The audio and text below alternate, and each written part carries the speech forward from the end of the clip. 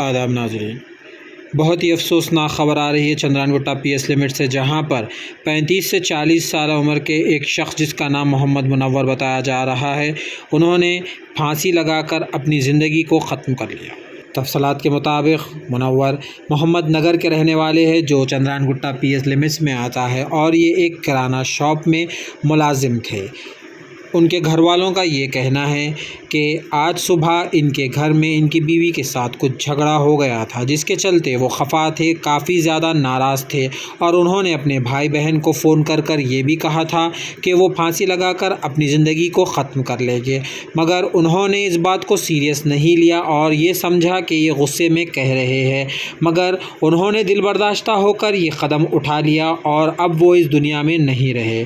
इस तरह की मौत हराम मौत होती है। अगर आपको कोई भी तरह की परेशानी है, वो घरेलू हो या कोई भी हो, उसका हल निकल सकता है, मगर मौत किसी चीज़ का हल नहीं है, क्योंकि इस्लाम में भी ख़ुदकुशी को हराम करार दिया गया है। अगर आपको कोई तकलीफ़ है तो अपने बड़ों से बात कीजिए, काउंसलिंग सेंटर से रुजू होइए, या फिर आप अपने महल्ले के कोई मोतमिदीन से मुलाकात कीजिए और इसका हल निकालिए। मौत किसी भी मसले का हल नहीं होता। देखिए हमारी अफसोसनाक ख़बर हैदराबाद डेक्कन न्यूज़ पर। आज एक बड़ी ही अफसोसनाक इत्तला मुझे मिली अभी कुछ देर पहले कि मोहम्मद नगर और अहमदनगर के बॉर्डर पे, जो मोहम्मद नगर का एरिया था, कि यहाँ पर कोई शख्स जो है फांसी डाल लिया। आके देखने के बाद जो है वो शख्स को जो है ऊपर से उतार दिए थे और गले में जो है कुछ कपड़ा डाल के वो शख्स जो है फांसी डाल लिया, जिसका नाम जो है मोहम्मद मुनव्वर बताया गया है, जो 35 से 40 साल की उम्र है उनकी, और कुछ किराना शॉप में जो है काम करते थे वो। और मालूम यह हुआ कि उनके भाई और सालों के ज़रिए से कि सुबह में जो है कुछ मियाँ बीवी में आपस में बहस हो गई थी, और वो जो है अपने भाई को बहन को जो है फ़ोन करके बताया कि मैं फांसी डाल ले रहा हूँ, तो वो लोग समझे कि भाई हमेशा जो है ऐसा बोलते रहता है। तो मैं तमाम नाजरीन को ये पैगाम देना चाहूँगा कि हर घर में झगड़े होते हैं, जज्बात हमारे साथ है, नफ्स हमारे साथ है, शैतान हमारे साथ है, हालात हमारे साथ है, लेकिन झगड़े का हल जो है मौत नहीं है। झगड़े का हल जो है बैठ के आपस में जो है झगड़े को निपटाया जा सकता है। अगर कोई जो है ना बस्ती में बड़े हैं तो उनके पास बैठ के जो है झगड़े को सुलझाएं, या ख़ानदान के बड़े हैं तो वहाँ पर बैठ के जो है झगड़े को सुलझाएं, या फिर पुलिस के ज़रिए से सुलझाएं।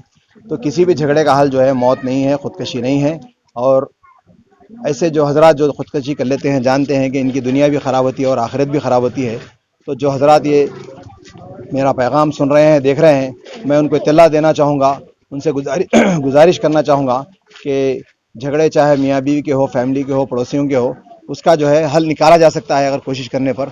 वो बस्ती के बड़े या फिर अपने ख़ानदान के बड़े या पुलिस के ज़रिए से जो है उनका हल निकालें, और अपनी ज़िंदगी के बाद हमारे बाद जो हमारे पीछे हैं उनको मुश्किल में ना डालें।